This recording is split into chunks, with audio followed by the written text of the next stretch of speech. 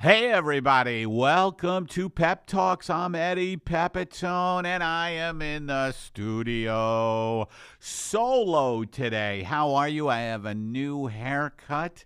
I have a new haircut. I have a very good attitude today. Nobody is my guest. We may have Steve Lolli call in from the road. He's going to try to call in a little bit here. He said that there's a storm where he is. So I think he's in Florida or the South, and they have those terrible thunderstorms.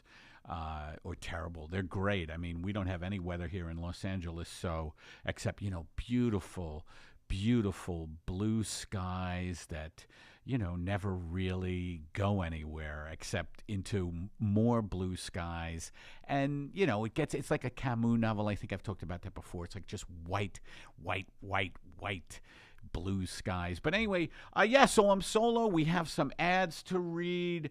There's a phone call I want to get to. And what do I want to discuss with you? Oh yeah. I wanted to discuss, first of all, all of you can watch this. Hopefully you're watching on my Facebook fan page, and I wanted to kind of check out your response to a couple of things, because we're thinking of changing the format of the podcast a little bit to make it kind of a niche podcast. And I love the word niche because it sounds French, it sounds German, it doesn't sound American, and a word like niche just makes me feel better about myself. You know how one word can make you feel better about yourself? Like, let's say you're having a bad day. Let's say you're having a bad day because someone is making you dig your own grave at gunpoint because you were caught stealing money from the mob.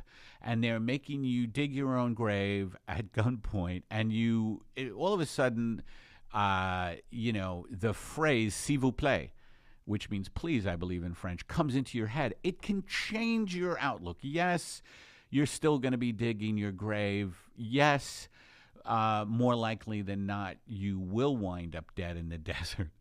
But s'il vous plaît, if it comes into your head, it's going to change. It's going to change the way you feel. Now, so what I wanted to say is that we're looking to become a little more of a niche podcast. And I was thinking of things like, maybe we focus the podcast on therapy. Like I'm the bitter Buddha. I am very introspective, and we could maybe just talk about what's going on with your deepest fears, deepest worries. Let me look up. I just want to see exactly. Are you guys ready? One of the questions I want to pose is, are you guys ready for a format change? Are you ready for people don't like change, people don't like change. Like, some people don't like to get out of prison because they have to deal with freedom. You know what I mean? And we have the biggest prison population. America has the biggest prison population in the world. It's basically a crime to be poor in this country. There's one set of laws for the rich, and there's one set of laws for the poor.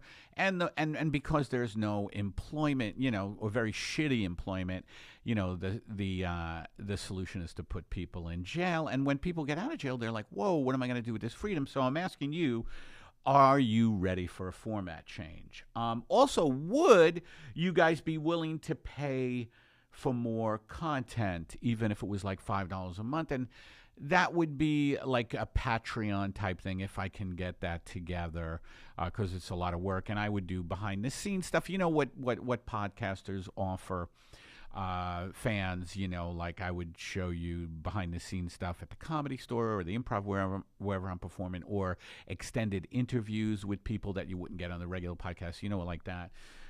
Okay. Yeah, right. And I think I talked about this. What about if we move the focus of the podcast to therapy in a funny way?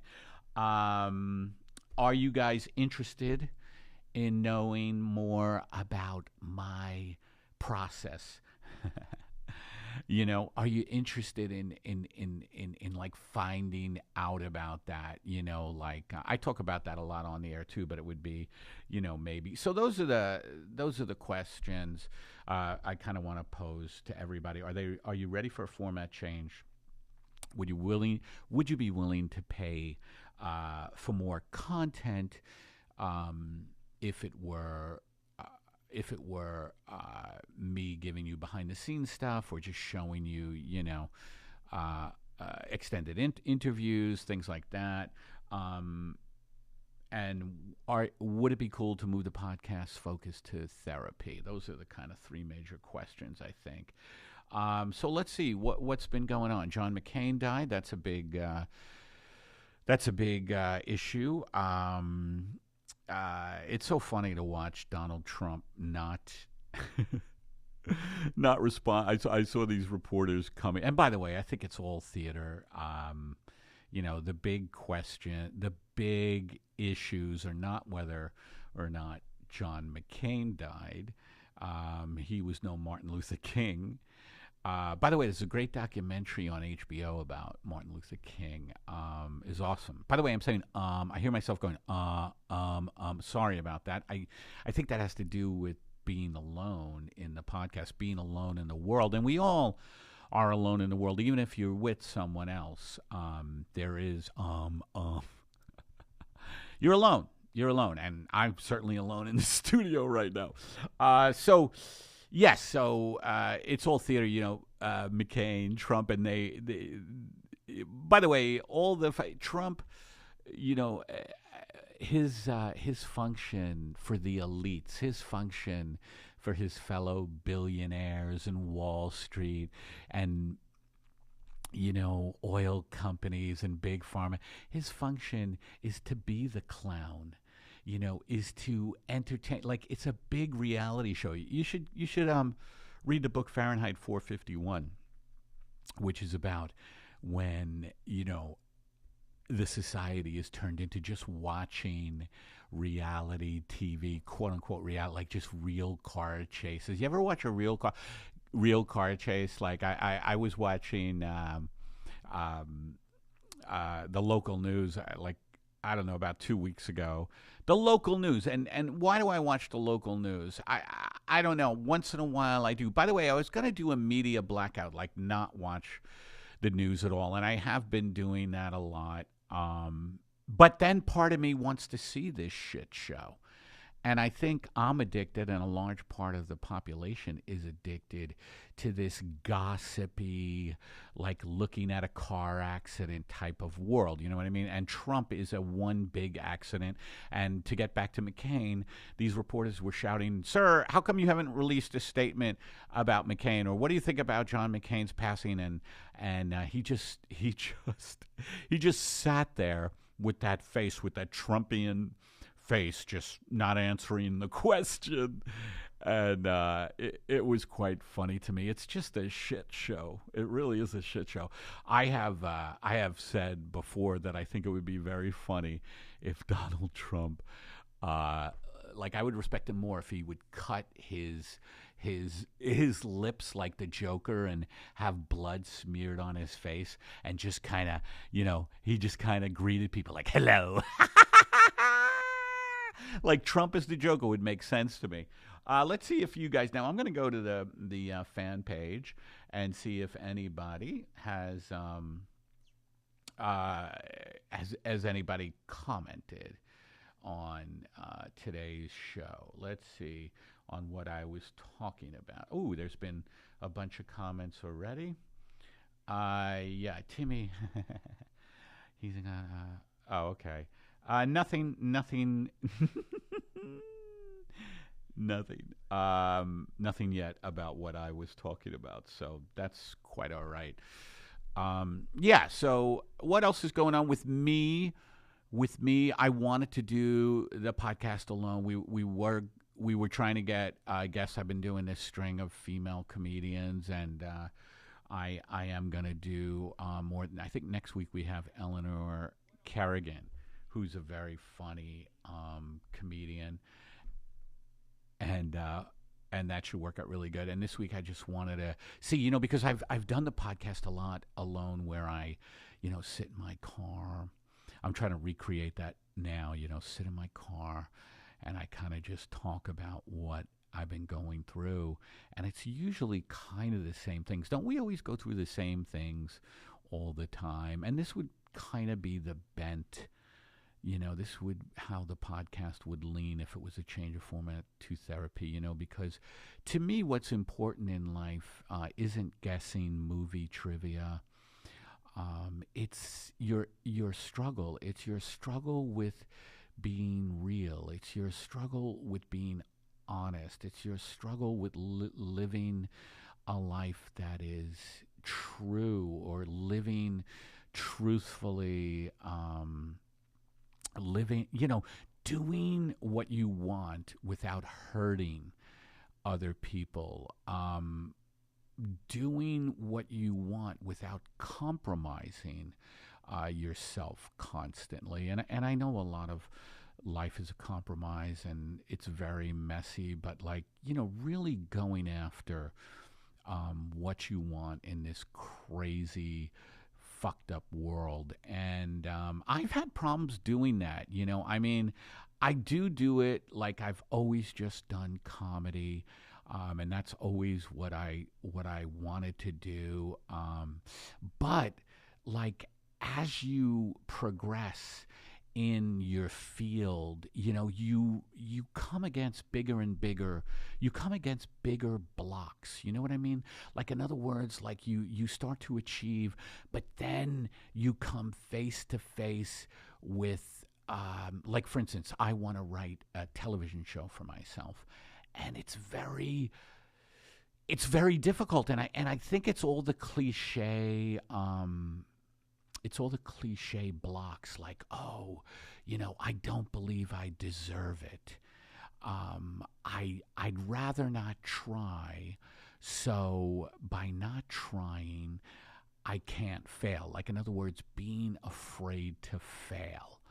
And Winston Churchill. I saw Darkest Hour. Did anybody see Darkest Hour? Gary Oldman won the Oscar for that. I hate the Oscars too, by the way. And but he really did. He really did transform himself. It pretty amazing performance. But Churchill said, "Life is going from failure to failure gracefully." But I still have problems sitting down, and I wonder if, you guys have this problem too, just sitting down and acting in my own self-interest, sitting down and feeling okay, everything is taken care of, and now I can devote this time to myself. I don't know what all this guilt is. Does anybody else have this all-pervading guilt that they have to constantly battle? And I think this is a good time, by the way, for our first ad. Again, our first ad is these ads. They're all real, as you know, and they're written by Matt Rasamoto. I pronounce Matt as the producer and the writer of these ads, and they're all real. And here's our first one, and it's from AmeriSweets. AmeriSweets. And think about what I was talking about before I read this first ad about how, we can't, it seems really hard to just realize ourselves. And I don't want to, I'm not talking in a Tony Robbins way. I'm not talking about for money or fame, even though those could be byproducts of it, but just, really feeling like you own yourself and you're not ashamed of yourself, and you own yourself and you work towards something, you really work towards something worthwhile, and you don't get bogged down by this tremendous guilt. And guilt, I really think, leads to depression, and everybody, so many people suffer from depression. I suffer from depression, and I think it's because of this guilt that I have. But AmeriSweets is our sponsor, so I could talk about my depression and guilt all day, right? But let's go to AmeriSweets. Since 1991, AmeriSweets hotels have been America's #1 hotel chain for abandoning dead bodies. I know what you're thinking. Eddie, my family has been burying teenage sex workers on federal land since Eisenhower. And now here you come, you New York liberals, upsetting my apple cart. Firstly, as a vegan, I love apple carts. Secondly, our national forests are full up of the discarded remains of teenage sex workers, and half the time the graves are rushed, sloppy, and overall amateurish. Do what the pros do. Take your mangled bodies to AmeriSuite hotels. With separate sleeping areas in a family-sized suite, you have plenty of room to stack the deceased like a Jenga tower and still get in a good night's sleep. With AmeriSuite's express checkout, you can leave the keys and the corpses safe inside the room. Before you go, make sure to check out their world-famous free Bountiful Breakfast Buffet, full of family favorites sure to please the alpha predator in all of us. Don't downsize, Amerisize. Okay, that's AmeriSuites, and I think it's a self-explanatory commercial, and so please, if you're discarding of dead bodies, by all means, don't do it in a rushed, sloppy way. Do it at AmeriSuites. So let's get back to, that's written by Matt Rasamoto. I had nothing to do with that, but I am talking to you about the pursuit of just being able, and I'm going to go to the fan page again and see if there's any comments that you guys might have about what I'm talking about. Let's see. We have 15 comments. Okay, someone will take issue. I do have problems with it sitting down. When did you have No, we're really not getting very good. We're not getting direct comments to what I'm talking about. Anyway, also, this is going to be released tomorrow on SoundCloud, and you guys can call me. By the way, we have the telephone number here that you guys can leave messages at, and the phone number, if you want to leave a message about the show, and you can leave a message about what I've been proposing today. It's or just anything about the show. It's 424-262-0904. That number again, 424-262-0904. You could leave us a message. We had one message this week, and I will read it after Steve Lolli hopefully calls in. Steve may call in at 5 o'clock. I think he's calling right now. Oh, he's calling in right now. I think we have Steve calling in. Oh, this will be great. Hey, is this Steve Lolli? Eddie. Steve? Eddie. Steve. Can you hear me? Yes, can you hear me? I'm going to take you off speakerphone. It might be a little better. Hey, man. Hey, you're on the air. Oh, shit. Hey, shit. Yeah, wow. say hello to everybody. I'm just in the studio. Hey. Yeah, say hello. Hey, all you 5,000 people. How are you all doing? Is that our numbers? Is it 5,000?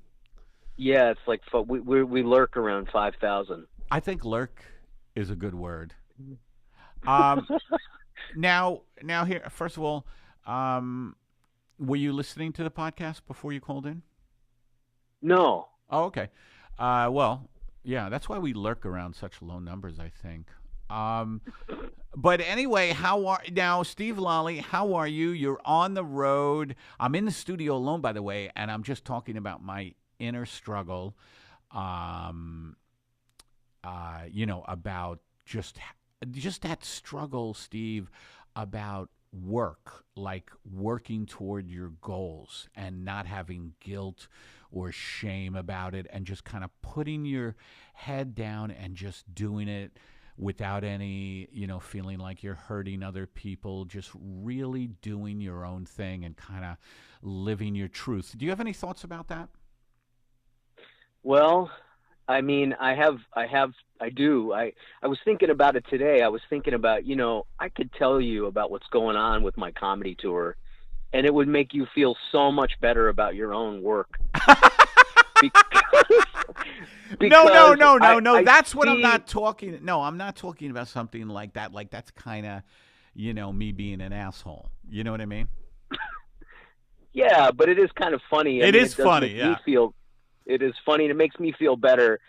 Not better. It doesn't make me feel better, but it gives me perspective when I see comics who are stuck here, and I'm like, well, fuck, at least I'm not stuck. I could be stuck. There's people who live here where I'm at. Where are you? Tell people where you are. I'm in Florida. Right now I'm in Orlando, Florida. Tomorrow I'll be driving to Gainesville, Florida. Yeah. And I think this is where the Florida Project was filmed. Oh, dude, I love that movie. If anybody hasn't seen it, I give a lot of recommendations out. Florida Project is an amazing movie. It is quite disturbing, though, and really a hardcore look at American poverty. Would you say that's a fair assessment? Did you see it, Steve? Yeah, this is what I would say. Mm-hmm. Great movie. You wouldn't want to live that movie. You know what I mean? There's people who are living that movie. Yeah, no shit. No shit. And that's the America that we never fucking see on CNN, MSNBC, Fox News, all the major networks. That is the America that is pushed aside and not talked about. Am I right? Right. One giant fucking strip mall.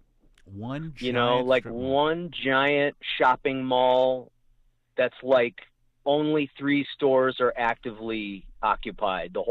Most of the places are out of business, and no one's renting them. And I mean, it's like one thing where I'm at right now, I haven't been in 17 years. Orlando? Yeah. I went to college in Orlando, which I don't talk about a whole lot because it's kind of stupid that I went there. But I went to college there, and so I'm here, and I'm like looking around, and I'm like, wow, I'm kind of impressed with it because it's much more diverse. Like the people there's a lot more black people than there were when I was here, Right. And it kind of had me scratching my head. Like, why is it more diverse? And it's taken me like a week to kind of figure it out. But this is my assessment. Yeah. It's because the white people are poorer. It's because the white people have less money. That's why it's more diverse. Right. That's what's happened. The white happened to America. People, they've had to move into more low-income areas. Is that what you're saying? Yeah, I mean. Or what were you saying? Did I get it right? There's more black people because white people. I don't know if the rich white people moved out or the white people just are poorer. But, well, we know that to be the case. That people are getting poorer. White people, right? For sure. I mean, the middle class disappearing into lower. Into lower classes because wages are stagnant. That's something that's never talked about either. All you hear about from the fucking talking heads on the televisions is how, or the internet too, is how, the economy is booming. No, it's not.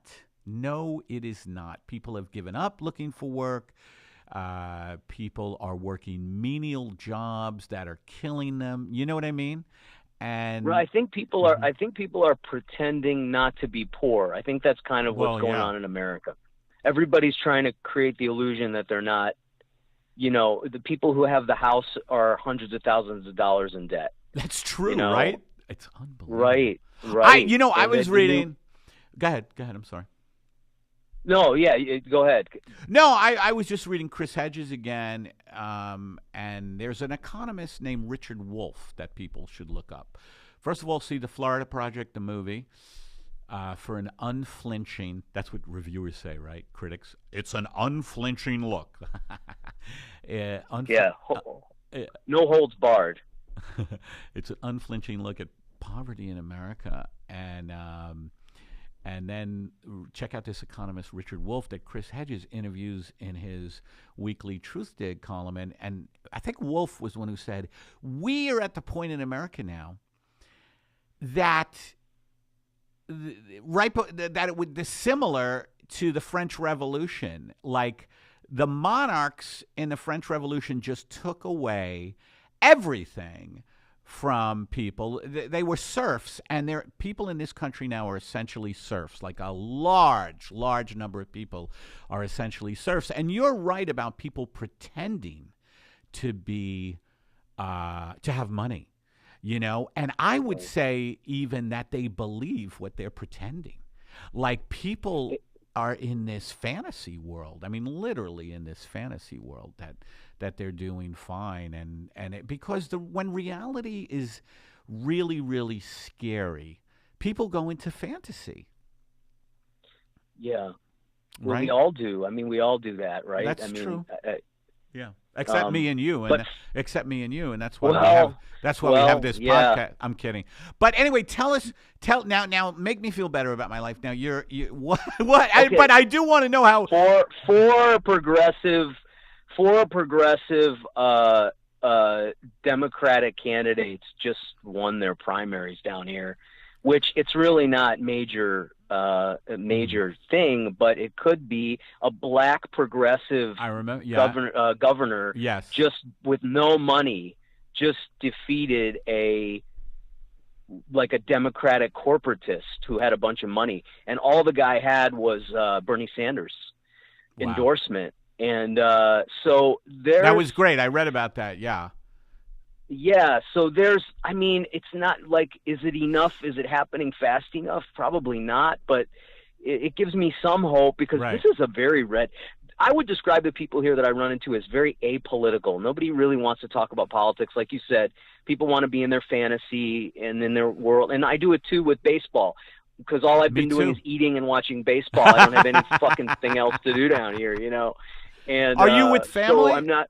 Are you with family down there? No, I will be tomorrow. I have my sisters in Gainesville, so I have some gigs, and I'm gonna get to see them tomorrow. Right. So tomorrow I will be. Yeah. Yes, I understand that. Like eating and watching baseball. Well, one of the things is we want to be comforted. We want to have a comfortable life. We want to have a pleasurable life. But I always feel like with me, and I think this is endemic to a lot of Americans, maybe even globally. But it's kind of infantile, and I always have been like this, and it's kind of one of the reasons I'm a comedian, because it's quote unquote fun to do comedy. But it's kind of infantile to always want to be in a state of pleasure. But I'm like that. Yeah. You know what I mean? Well, I think that I was thinking about this with the comedy aspect, and one of the reasons that you and I think we connect and became friends even is because there's a lot of comedians who don't do what we do, and I'm not as good as you at this, but my social outlook on the world makes it into my work.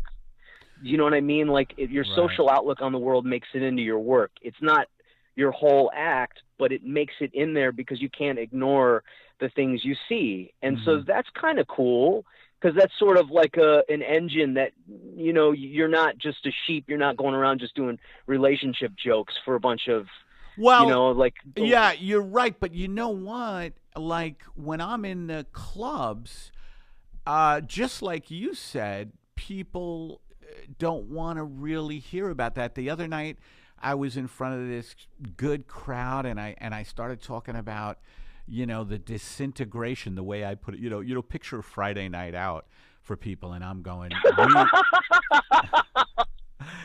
people are like trying to enjoy their Friday or Saturday, and I'm going, have you heard, folks, that scientists are now predicting that by 2100 the human race will be extinct due to climate breakdown and due to global warming? And they're just looking at me like, what the fuck are you bringing this up for?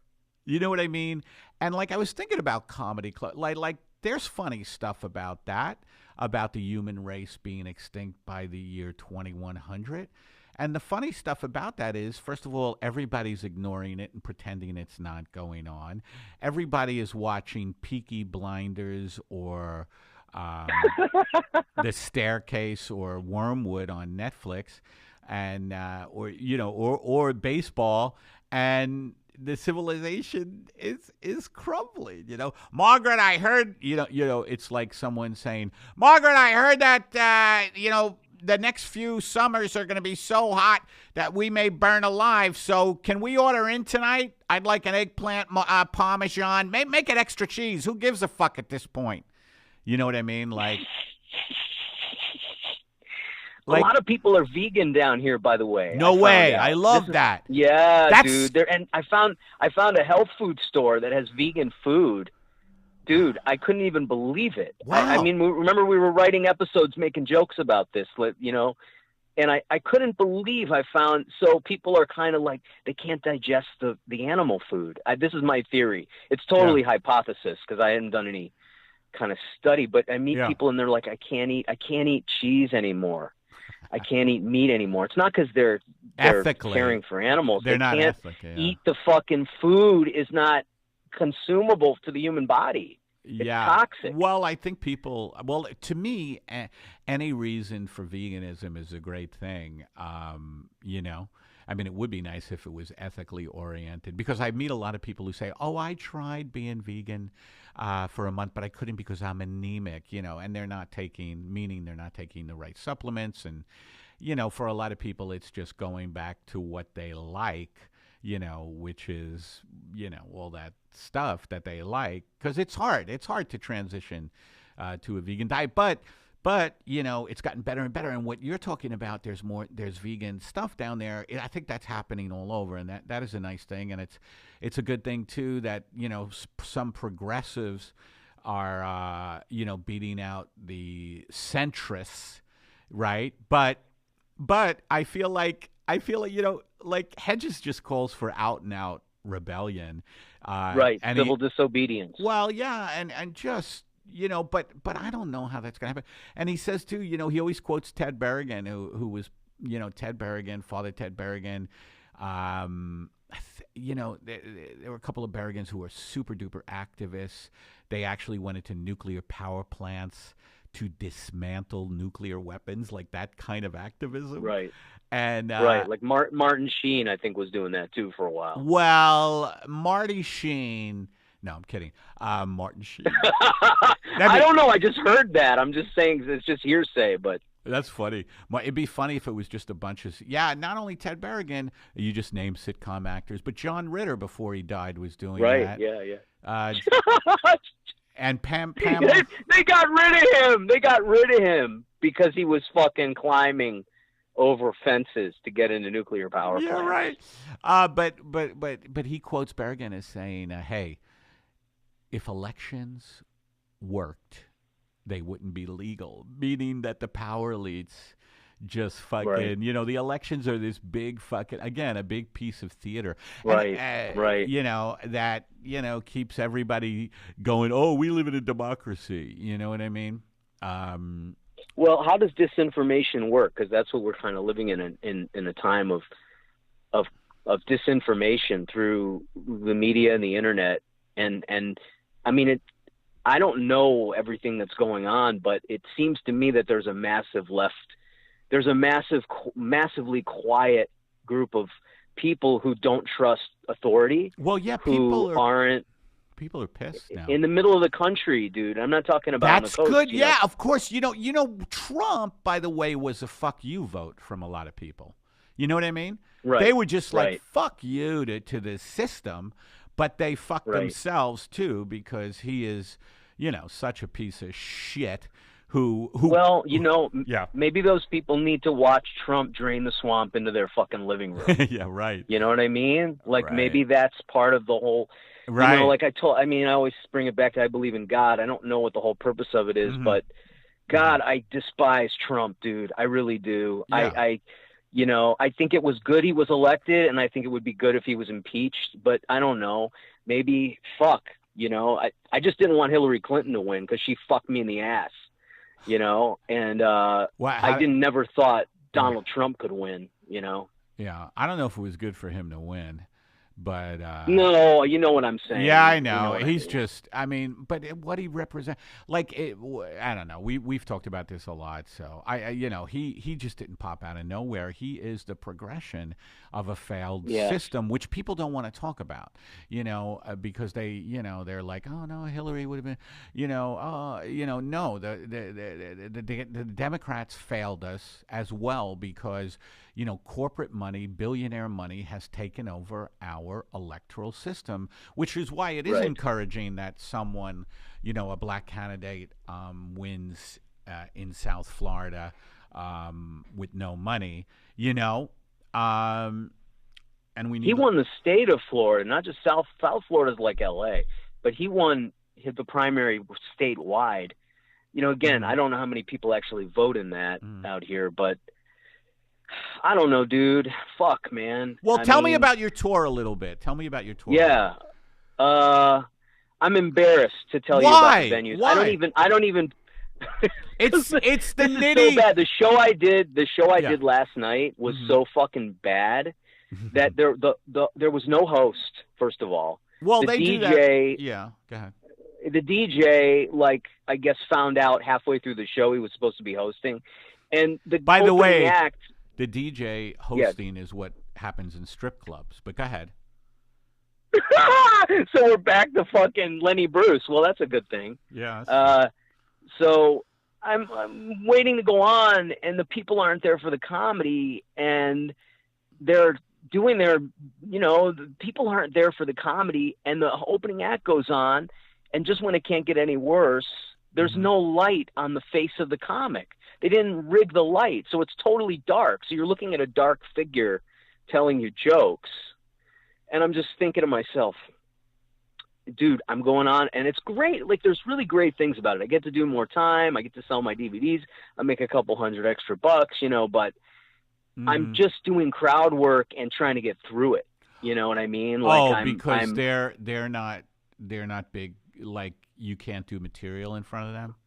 Well, it's it's hit and miss. Sometimes I can, and I did a little last night, but I'm just kind of my whole attitude is I just want to get this over with. I'm not you know what I mean? And I'm sure there will be shows that aren't like that. Actually, I should have sent you the promo. I sent Matt a poster for one of the shows, and I'll send it to you, and you can, if you want, you can even show it to people on the podcast. I will, yeah. It's so fucking hilarious. I mean, one show I'm headlining is a black show, and I booked that because I've never headlined a black show on the East Coast. Oh, okay. And it's not going to pay me that much, but it's good for, it's good for promo, and I can book more of those if I can show I've done one. Right. But I'm just getting through it, and I haven't been laid since the accident, and still no progress on that. Still, one woman came on to me. I could have slept with a woman after a show. Right, but yeah. I knew that sleeping with that woman would not improve my situation. You know what I mean? If you know what I mean. I think I know what you mean. So that's kind of, and it's so fucking humid down here that I'm just indoors all day. Yeah. Is the it motel really has fucked up? Yeah. Oh, dude, the motel has an elliptical machine. Thank God that I can. The motels that I've been in have a little workout area, but right. It's just fuck, man. Listen. This isn't even so bad. A week from now, my brain will have gone into atrophy. Why? Total. Because just being down here, not knowing a lot of people, not having a lot of people to talk to, you know. Are the shows going to get better, maybe? Oh, God, they couldn't get worse. You know what? I shouldn't say that. Yeah, right. Hopefully they'll get better. You know, I'm doing okay. I'm doing, you know, longer time. And I did a whole bit about American culture at one show. I did a whole thing about American culture being like a rooms to go. Like American culture is just a giant furniture store. And people dug it. People were into it. So that's cool. Maybe there's some hope. I hope I'm not boring you with this fucking shit, man. No, not at all. I think people should. I think, you know, it's interesting for people to hear about what it's like, you know, in the nitty gritty, you know, performing in places, you know, just to kind of like, I don't know, like you're trying to fucking make some money on a tour, you know, and it's difficult. Did you ever do a tour in rooms like this? Rooms like what? Like these fucking middle America, like the Pegasus Lounge and the places that you wouldn't, no one has even heard of, a place that you'd be embarrassed to promote on social media. Well, I'm a bit of a coward, you know. I come across as a very, you know, I've got so much bravado, but I don't want to perform in places that people aren't on the same page. You know what I mean? I don't want to fucking perform for people who, like, you know, are not fucking with it, man. You know what I mean? Like, I want to perform at clubs that are geared and designed for the comedian to succeed. You know what I mean? Right. I don't want to fucking have to slug it out, but you know, I've been in shows like that. Yes, I have. I mean, I've wound up in shows like that, and it's a bloodbath. It's a bloodbath, you know, personally, like because so many demons, you know, stand-up comedians as stand-ups, we deal with so many fucking demons. Are we good enough? Are we funny? They're not laughing. I suck. And they're heavy-duty demons. But we have an ad here. I'm going to read this ad. Can you stay on the line for a sec? Yo, yeah. It's Home Farmer. You know Home Farmer, right? Oh, yeah, one of our best. Okay, so we have been talking about the benefits of Home Farmer for a while. Our listeners know about Home Farmer's home delivery. No, our listeners know about Home Farmer's home delivery program of greatly discounted, mislabeled, and expired medications from the black web. But did you know that now you can get Home Farmer delivered to your work? Some businesses poo-pooed the idea of receiving damp and badly damaged boxes from Iran delivered to their offices. Home Farmer wants you to know they heard your voice, and you can select office delivery at checkout, and they will deliver the same great quality products in boxes labeled with the words, "not drugs." This new design will surely dissuade the curiosity of your average nosy Nancy and confound the standard prying Pete. Be the belle of the office ball as you hide under your desk, shoveling fistfuls of horse medicine into your face between meetings. Subscribe to Home Farmer for the office today and scream your way through the next budget meeting in style. Well, Home Farmer, that's great. Oh, wow. Yeah, we have one more to go with WriterDuet that I'm going to read. But yeah, man. Well, I hope you make money down there. Did you drive down there or did you fly? I flew and I've got a car. You're renting? So yeah, well, I do in between the gigs where I'll have a comic opening up for me who will drive to the gig. So so I do a little bit of it. So I cut down on my costs by traveling with the feature. Right. For some of these things, but there's so many days. Yeah, I have to rent the car here and there. So right. I'm in a rental car now, and I'm gonna drive to Gainesville, Florida tomorrow on this fucking thing. I mean, you know, of course, this won't be a reality for you, until this trip is over for a while. But seriously, this kind of stuff does inform you of, like, ideas for scripts, ideas for screenplays, like just this kind of world. Would you describe it as a fringe world? You know how we were talking about the Florida Project showing it's like people on the fringe? You know what I mean? Is this like the fringes of the comedy world? You know what I mean? Like, Yeah. you know what I think would be a There's fucking funny Netflix special, dude? Tell me if you don't think What's it's a that? great idea. That it's a Netflix special of a guy, let's say you, right?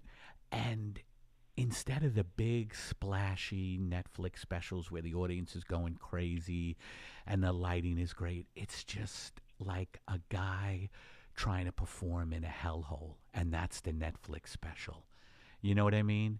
And it's Dude, yeah. What do you think of that? it reminds me what you're saying reminds me of that scene in Defending Your Life with Albert Brooks where they die and they go to the fucking afterlife, and there's a comedy club called the Bomb Shelter. I don't remember that. In. Yeah. You don't remember that? And there's just this old vaudevillian comedian up with his fucking blazer on telling these jokes that make me not want to be a comic. But, that would be, Richard Pryor Live and Smoking. Have you seen that? That's kind of what that is. Richard Pryor Live and Smoking, 45 minutes of him bombing. Are you serious? New York Improv. Yeah, in 1970. Oh, I got to see that because Pryor's my favorite, and I've seen him, just at the pinnacle. Let me read this WriterDuet commercial. Okay. Now, WriterDuet is online writing software for screenplays and scripts, but getting a WriterDuet Pro subscription gives you more than just access to amazing writing software. It makes you categorically better than everyone else. Sure, you can write your movie script in final draft like an old man, fruitlessly pawing away at the keyboard night after night, feeling your bones turn to chalk as Final Draft's 10-year-old interface drains the life essence from your soul, or use WriterDuet to jump online and collaboratively work on a script with your friends, like a young punk full of piss and virile semen. Don't let people laugh at you when you're naked. Use WriterDuet. It's real script writing software for real men and their substantial and functioning penises. Take a firm grip of your writing with WriterDuet and use its collaborative features to cram your goodness down the wanting throats of your friends and coworkers. The link is in the description. WriterDuet. That is a real product that we're trying to get money out of. So please use WriterDuet. And I just wanted to remind people that I was bringing up the fact that we want to maybe do a format change to the podcast. I don't know if you've been part of this discussion, Steve, yet, but what about moving the focus of the podcast? Like, we're thinking of making it more of a niche podcast, like moving the focus of the podcast to like therapy, like you're Rabbi Steve and I'm the bitter Buddha. You know what I mean? And we just talk about these internal struggles, like just focusing the podcast more. Are people ready for a format change? Would they be willing to pay for more content, even if it was like $5 a month? And we're talking about a Patreon thing here. For fans, where we would give them extended interviews with guests or behind-the-scenes stuff with us, or us at clubs, videos. And are they interested in knowing more about our process, and what we do as comics and stuff like that? So I just want to throw that out there for people. And I'm glad you called in, Stephen. When are you coming back? I'm September 23rd or 24th, I forget. Oh wow! Oh wow! You're gone. Yeah, you're gone for almost a whole month. Three more weeks. Yeah. Wow. I have a week of down. I don't know. I'll be here. I don't know what I'm gonna do, but yeah. But I'll be back. And dude, I'd love to do that. Try that one. Maybe we should try one out like that. Yeah. And maybe we could really find our stride. And, it would be funny, too. But what I like about it is that's kind of what I like to talk about is just, the personal struggle, like confronting demons. And I battle my demons in a onesie. And it's funny stuff like that. I battled my demons in a onesie. It was a little. Oh my gosh. Yeah, I didn't hear that. Yeah. No, that's okay. That's what it's like performing in a club like the Bomb Shelter. Yeah, dude. Maybe that's what our podcast should be. What's that? Maybe that's what it should be. Yeah. We should talk about this stuff because I think people misunderstand. They think the comics are going to come on and be funny like we were at the Comedy Store, but that's not what it has to be. I mean, it should be just two guys kind of. Yeah. I mean, and make it interesting, Yeah, really. I think the truth is interesting, like the truth about our struggles, I just think what is more interesting than, like really being open about your struggle with life, because everybody, like, not only do people hide the fact that they're poor, but they hide the fact that they're poor in spirit. Do you know what I mean? Right. Yeah. Well, you cannot live on bread alone. It says it in the Bible.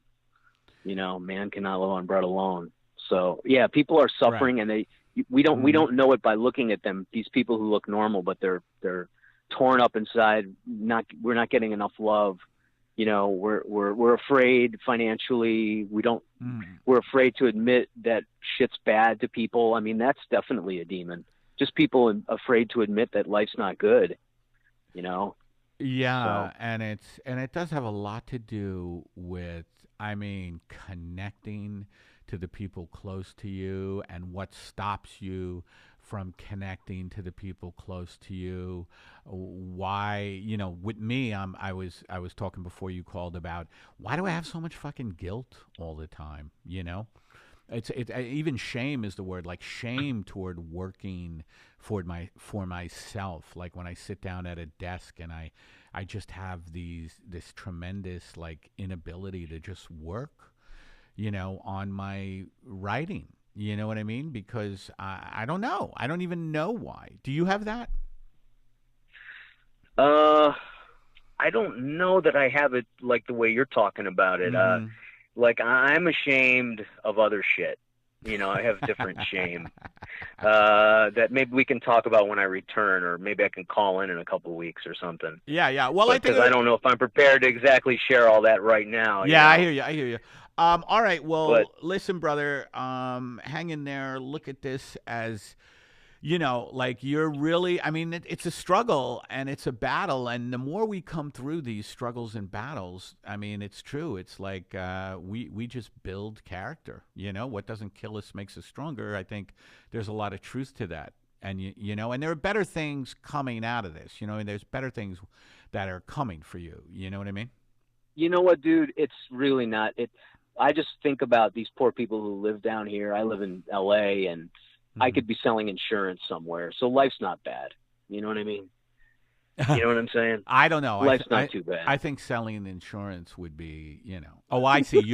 You're not selling insurance. Yeah. Yes, I'm not selling insurance or telemarketing, or you know what I mean? Could be doing 100 different. Right. All right, brother. I'm getting paid to do something I love. So. All right, man.